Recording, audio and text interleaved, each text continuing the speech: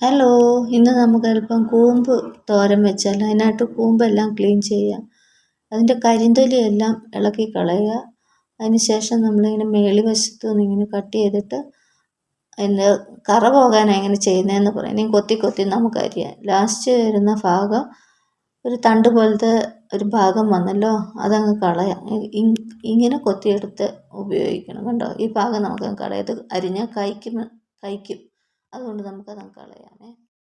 ഇനി നമുക്കൊരു അരപ്പുണ്ടാക്കാം. തേങ്ങ, അല്പം വെളുത്തുള്ളി കൂടുതലിടണേ, എരിവിനാവശ്യമായ പച്ചമുളക്, മഞ്ഞൾപ്പൊടി എല്ലാം കൂട്ടിയിട്ട് നന്നായി ചതച്ചുകൊണ്ട് മാറ്റി വയ്ക്കുക.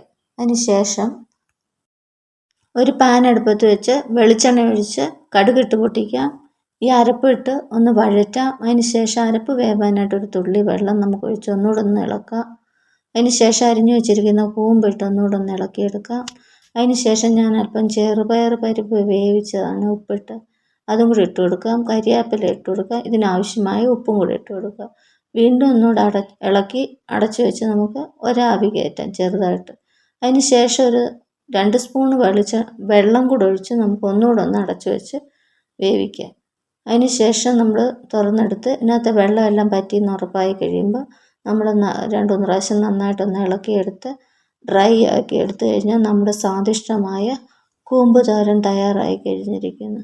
സൂപ്പർ ടേസ്റ്റുള്ളൊരു കൂമ്പ് തോരനാണ്. എല്ലാവരും ഒന്ന് തയ്യാറാക്കി നോക്കണേ. Okay, bye.